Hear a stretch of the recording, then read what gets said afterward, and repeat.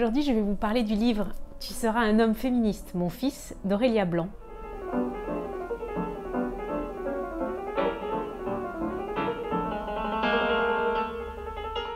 Petite exception puisqu'il ne s'agit pas d'une sortie récente, mais d'un livre qui est sorti en 2018.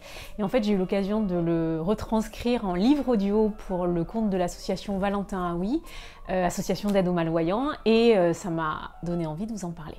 C'est un livre qui est sorti aux éditions Marabout il y a 2 ans. Aurélia Blanc est une journaliste et le sous-titre c'est « Manuel d'éducation antisexiste pour des garçons libres et heureux ». Grosse ambition. Ce que j'aime bien dans la démarche, c'est que ce livre a été écrit par Aurélia Blanc au moment où elle est tombée enceinte d'un petit garçon. Et en fait, elle s'est rendue compte qu'il n'y avait pas forcément beaucoup d'autres ouvrages sur le sujet, donc c'est tout simplement décidé à le faire elle-même. Elle a donc fait un très gros travail de documentation, d'enquête, d'interview sur le sujet. Elle nous a dégoté tout ce qu'il y a de meilleur sur le sujet, des sociologues, des psychologues, des blogueurs, des artistes, bref, tout plein d'intervenants différents qui se positionnent sur le sujet et qui nous aident, qui vous aideront, j'espère, à envisager l'éducation des garçons de manière un peu plus féministe. Le mot manuel a toute son importance et pour moi c'est vraiment la valeur ajoutée de ce livre.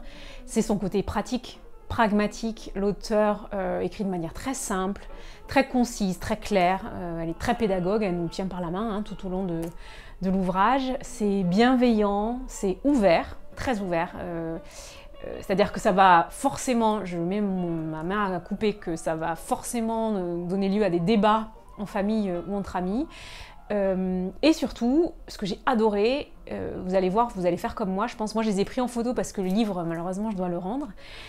Sont distillés tout au long du manuel des guides pratiques, des ressources pratiques. Donc, c'est des encadrés avec des sites web, des podcasts, des livres à lire, toutes sortes de ressources, des jeux de société, des documentaires et qui ouvrent en fait des portes vers d'autres horizons pour aller un peu plus loin dans cette recherche, quoi. Donc ça c'est super. Je suis même sûre que vous ne serez probablement pas d'accord avec tout ce qu'elle dit. Parce que moi c'est la première fois que je lisais un ouvrage sur le sujet et donc ça nous bouscule un petit peu et rien que pour ça, en fait pour tous les moments où j'étais pas d'accord avec elle, je trouve ça super intéressant parce que ça fait un petit peu un effet miroir et puis ça ébranle un petit peu nos convictions, nos a priori, notre manière de voir les choses, donc, et ça de manière très intelligente. Il y a jamais, elle va jamais trop loin et c'est très délicat, donc ça c'est bien joué aussi. Dernière petite chose, le ton qu'elle utilise, c'est un ton oral. Parler, elle y va des fois de ses petites réflexions assez drôles, voire des fois assez vulgaires, et c'est très drôle. Je vais vous lire un passage qui se passe au premier tiers, on va dire, dans un chapitre qui s'appelle « Vive les trucs de filles ». Les trucs de filles, c'est chouette. Et nous nous étonnons après que les garçons méprisent les filles. Depuis toujours, on les décourage d'avoir des intérêts dits féminins.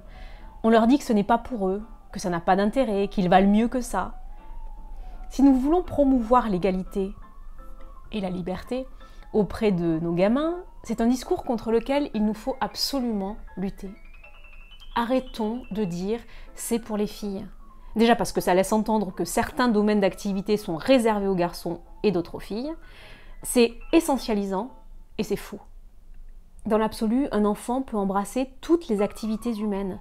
Puis ça laisse entendre que les activités de filles, c'est moins bien, puisqu'il ne faut surtout pas en faire. C'est le double effet qui se coule. Ça envoie un message négatif aux garçons, qui intègrent que ce qu'aiment les filles, c'est nul, mais aussi aux filles, qui s'entendent dire que ce qu'elles font n'est pas digne d'intérêt. Ce discours perpétue la hiérarchisation entre les sexes et alimente in fine le système sexiste et l'homophobie. Encourageons nos garçons à investir les univers dits féminins, à jouer à la dinette, aux princesses, à la poupée. C'est ce que nous invite à faire l'auteur du blog Mommy Shorts. En 2014, cette mère américaine a lancé le hashtag Like a Boy, inspiré par la campagne publicitaire d'Always et son mot d'ordre Like a Girl.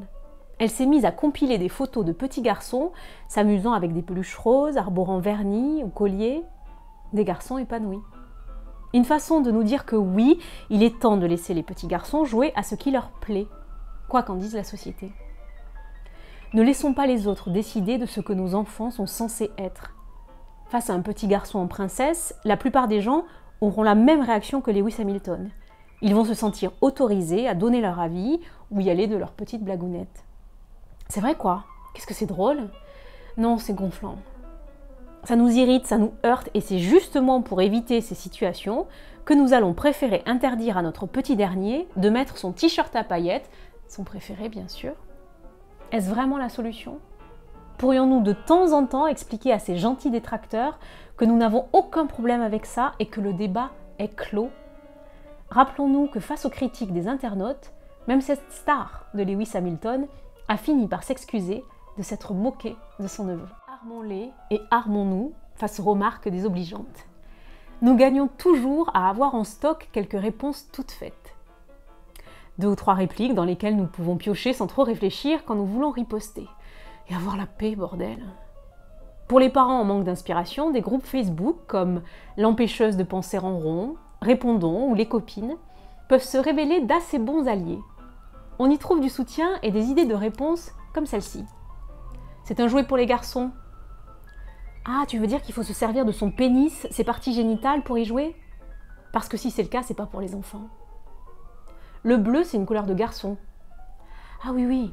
C'est pour ça que c'est la couleur de la Vierge Marie, des Cendrillon, de Néfertiti, et que l'on habillait les filles en bleu jusqu'au début du XXe siècle.